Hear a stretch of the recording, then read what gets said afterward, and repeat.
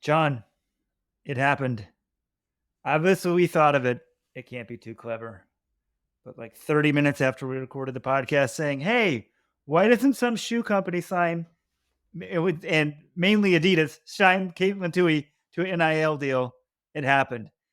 Katelyn Tuohy has signed an NIL deal with Adidas. She's essentially a pro athlete now and will stay in college and compete for NC State.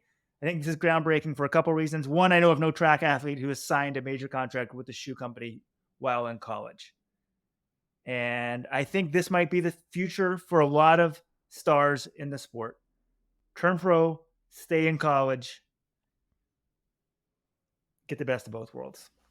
Yeah, there are so many advantages to staying in college. You get to stay with your teammates. You get, medical taken care of. You have training facilities. You've got dining halls. You've got everything that all the perks of being a D1 athlete still exist for you. And yet you're also getting paid by a sponsor. So it is pretty ideal. There are a couple drawbacks. If you want to go after appearance fees or run diamond leagues, well, that's a little bit more difficult because you're still sort of beholden to your college team to run their schedule. But yeah, for Katelyn Tuohy, I think it makes perfect sense. If Adidas is going to offer her money to essentially continue living the life she's living right now, and she has to do a few sponsored posts on Instagram or photo shoots for Adidas, and you get a nice paycheck out of that, absolutely makes sense for her to take it.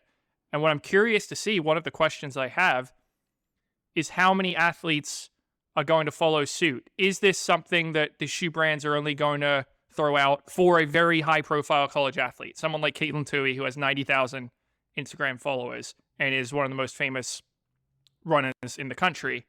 Or is it going to be 5 or 6 athletes per year? Is it going to be 10 to 20 athletes per year who get a deal like this from a shoe company? We don't know. We're still in the very early stages of this, but we said we were waiting for someone to make the first move. Adidas is the company that's made the first move in this case. Yeah, and there's a couple caveats. Like an NIL deal, you can't pay for performance. You're essentially paying for the name, image, and likeness. But in some ways, that doesn't matter. Just pay Katelyn a nice base contract. Who cares if she wins NCAAs or gets third? How much less marketable is she, right? She's already a big name. And a lot of shoe companies have sort of gone this direction, right? Like the bonuses in some ways are a way to pay the athletes less of a base, spread things out. But some of the newer companies were like, hey, we're not going to give you big reduction clauses. Here's the deal. But I think one caveat is like the shoe companies, if they can get you for free, they're going to want you for free. NC State's an Adidas school. So it seems unlikely maybe that Nike would want to come in and sign them because she'd still be running with Adidas every time she races.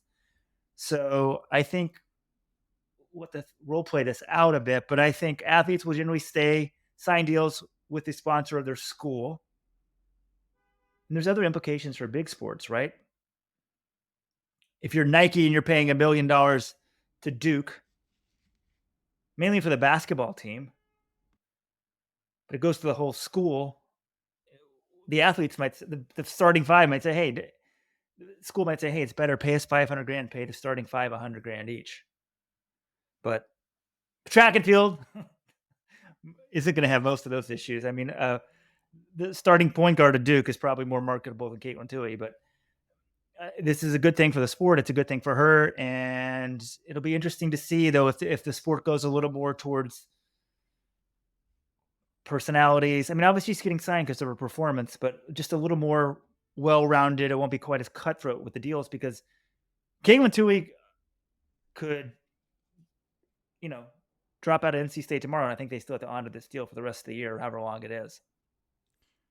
What I'm interested to see is, will Katelyn Tuohy now complete all of her eligibility at NC State? I think you and I, until today, were of the opinion that she would likely just turn pro after the end of this outdoor track season if she wins a couple more NCAA titles, if she's running a time we think that she's capable of running, somewhere in the 1440s or 1450s.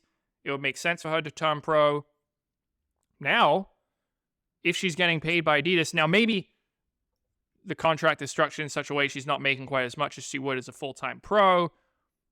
I don't know exactly how long this deal is. There are still some questions to be answered, but I think it makes it a lot more likely that we're going to see Katelyn Tuohy running for 4 years in Raleigh instead of 3 or whatever it was going to be otherwise. So that's another thing that's yet to be determined. But like we said, there's so many benefits to staying in the college system that I think for some athletes, it's going to outweigh the drawbacks of having to go out and stake out on your own. And Adidas has also shown a penchant for signing betting on young stars, American stars. They did Drew Hunter out of high school. Noah Lyles, Erriyon Knighton, Hobbs Kessler, many of the top U.S. high school athletes. Even going back to Allyson Felix, she started out as Adidas before going to Nike. Oh, wow.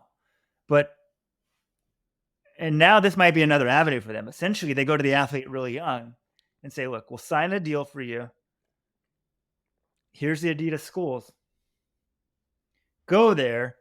If all of the ancillary stuff taken advantage of, Adidas and Adidas are lined up. So I think maybe that's where you see it. Some of these superstars might use this more as a developmental system, because for most of them, with the exception of Erriyon Knighton, Noah Lyles, it's a huge jump from the high school ranks to the pro ranks.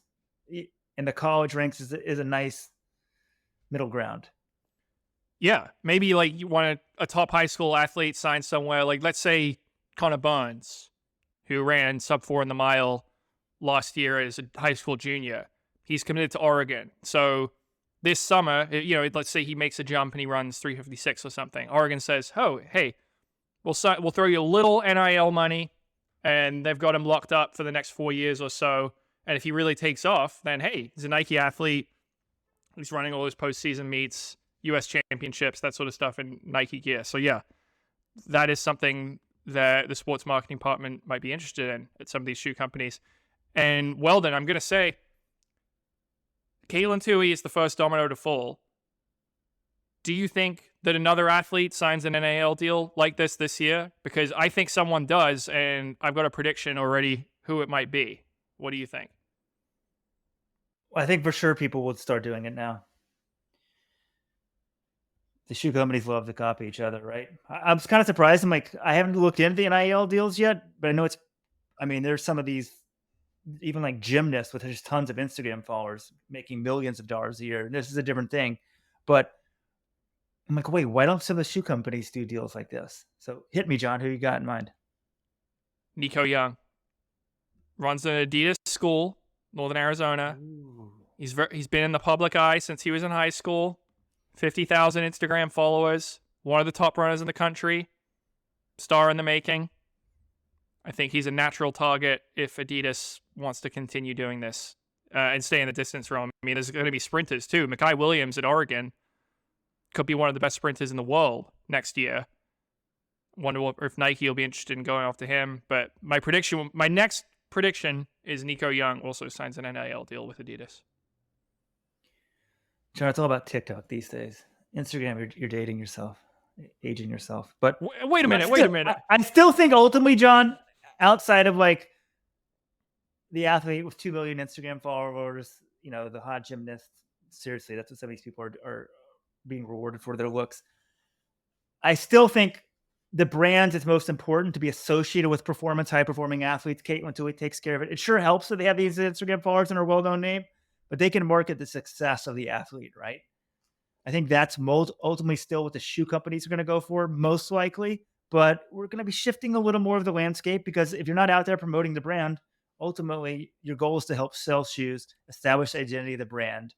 And I think Nico Young, wow, John, that was a really good prediction. Yeah, that's why Nico Young and Katelyn Tuohy are ideal, because they're very, very successful athletes. Though Katelyn now has 2 NCAA championships and Nico doesn't have any yet. But they're among the very best. They're young. They've been in the spotlight for a while, so they're well known among American running fans. And they have, I wouldn't say either of them are amazing on social media, but they have big social media followings that can be utilized by a brand. So I think they're both ideal candidates. One final thing. A lot of the running specific brands really don't have deals with schools, right? Like Hoka, On. At New Balance. Like New Balance sponsor many college athletes I can't even think of? Sports? Very few. I think they might have So a couple, but yeah, it's Nike and Adidas are the main, and Under Armour as well, right? They're the main players. right. So it'll be interesting to see what happens with these other companies. And maybe that's what Adidas is doing. Like, oh, maybe On was talking to her and they're like, we want to keep you. Hey, you can stay at NC State. So it's an advantage Adidas has over an On or a Hoka or an Asics, these schools that mainly are more running specific than all sports specific. Maybe New Balance, well, I guess New Balance wouldn't jump into sponsoring college football teams so they can pick up runners, but just something to think about. Well, yeah, it's fascinating. We're still figuring out exactly how it works. Hopefully, we'll have more information in the days and weeks to come. But congrats, Katelyn Tuohy. Hills pay the bills. Now Adidas pays the bills. Congrats, Katelyn. And hey, I'm not sure where we're dropping this in the podcast, but I still think you should listen to the segment because we sort of discussed why isn't this happening? And it did. So there you have it. Happy Thanksgiving.